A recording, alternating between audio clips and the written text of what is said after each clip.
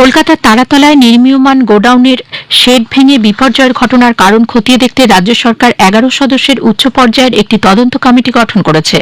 ক্রীড়া ও যুব বিষয়ক দপ্তরের অতিরিক্ত মুখ্য সচিব রাজেশ পান্ডে এই কমিটির নেতৃত্ব দেবেন। এছাড়াও আছেন অতিরিক্ত মুখ্য সচিব খলিল আহমেদ, বিপর্যয় মোকাবিলা দপ্তরের principal secretary Rajesh Kumar Sinha, Kolkata police commissioner Ajay Nanda, পুর প্রশাসক স্মিতা পান্ডে প্রমুখ। কমিটি 7 দিনের মধ্যে রাজ্য সরকারের কাছে তাদের রিপোর্ট পেশ করবে। এদিকে ওই ঘটনায় মৃতের সংখ্যা বেড়ে হয়েছে 15। আহত 19 জন এসএসকেএম হাসপাতালে চিকিৎসাধীন। তারাতলার ঘটনায় বিধায়ক এলাকা উন্নয়ন প্রকল্পের কন্ট্রোলিং অফিসার এবং কলকাতা পুরসভার প্রাক্তন মেয়র ফিরাদ হাকিমের officer on special duty Kalicharan ব্যানার্জিকে দীর্ঘ জিজ্ঞাসাবাদের পর গ্রেপ্তার করেছে বিশেষ তদন্তকারী দল সেট। কলকাতা পুরসভার কাছ থেকে তারাতলার ঘটনার তথ্য নথি চেয়েছে লালবাজার। পুর আধিকারিকদের ভূমিকাও খতিয়ে দেখা হচ্ছে। এর পাশাপাশি উদ্ধার কাজও চলছে আজ জোর কদমে। এদিকে তারাতলা বিপর্যয়ে উত্তর 24 পরগনার জগদ্দলের কদমতলার বাসিন্দা স্বপন মণ্ডলের মৃত্যুর খবরে এলাকায় নেমে এসেছে শোকের ছায়া।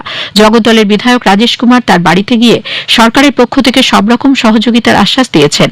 ওই গুদামে কতজন কাজ করছিলেন পুলিশ তার কোনো সঠিক হিসেব এখনো পায়নি। পশ্চিম বর্ধমানের রানীগঞ্জে ইসিএল এর জমিতে অবৈধভাবে গড়ে ওঠা তৃণমূল কংগ্রেস কার্যালয় গতকাল বুলডোজার দিয়ে গুঁড়িয়ে দিয়েছে কলিয়ারি কর্তৃপক্ষ। নিমচা ফাঁড়ির পুলিশ এবং আসানসোল জেলা প্রশাসনের উপস্থিতিতে চাপুই কলিয়ারি এলাকায় এই উচ্ছেদ অভিযান চালানো হয়। স্থানীয় বিজেপি নেতৃত্বের দাবি, তৃণমূল কংগ্রেস নেতা বিনোদ দনিয়া এই কার্যালয়টি ব্যবহার করতেন। অন্যদিকে উত্তর 24 পরগনার টাকিতে ইছামতি নদীর ধারে অবৈধভাবে গড়ে ওঠা 2টি গেস্ট হাউস ভাঙার নোটিশ দিয়েছে কলকাতা হাইকোর্ট। টাকি পুরসভাকে আগামী 1 জুলাইয়ের মধ্যে এই 2 গেস্ট হাউস ভাঙার নির্দেশ দেওয়া হয়েছে। এই দুটির মধ্যে একটি উত্তর 24 পরগনা জেলা পরিষদের খাদ্য কর্মাধ্যক্ষ শাহানুর মণ্ডল এবং অপরটি গরু ও সোনা পাচার চক্রে অভিযুক্ত বারিক বিশ্বাসের মালিকানাধীন বলে জানা গেছে। পশ্চিম বর্ধমানের বারাবণীতে তৃণমূল নেতা অসিত সিং সহ 3 জনকে পুলিশ গ্রেপ্তার করেছে।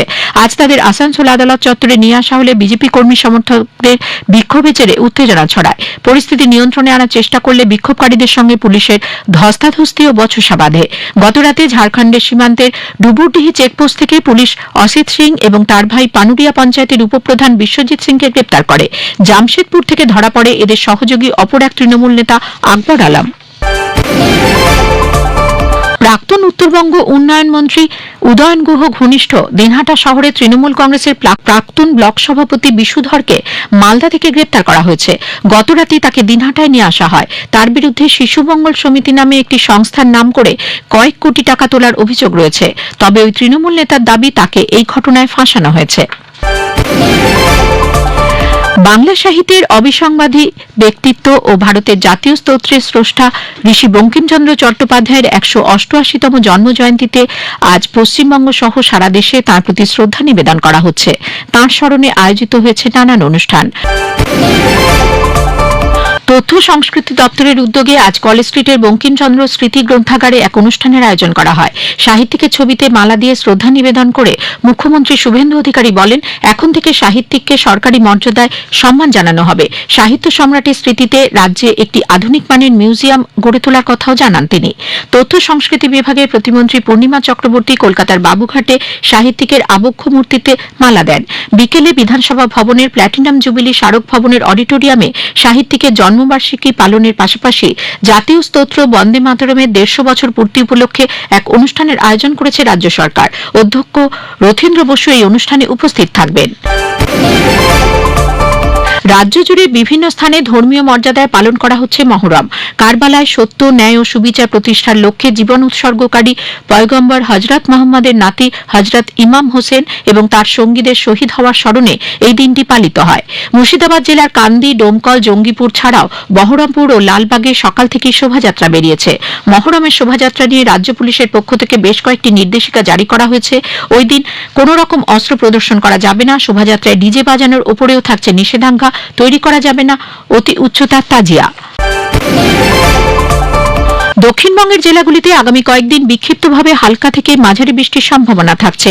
সোমবার থেকে বৃষ্টির পরিমাণ বাড়বে বলে আলিপুর আবহাওয়া দপ্তর জানিয়েছে। এদিকে উত্তরবঙ্গেও আজ থেকে আগামী মঙ্গলবার পর্যন্ত বৃষ্টির পরিমাণ বাড়ার সম্ভাবনা। কলকাতার শ্যামবাজারের কাছে গতকাল রাতে ঝড় বৃষ্টির জেরে পিছল ট্রাম লাইনে পড়ে গিয়ে বাসের চাকায় পিষ্ট হয়ে মৃত্যু হয় দুই বাইক আরোহীর।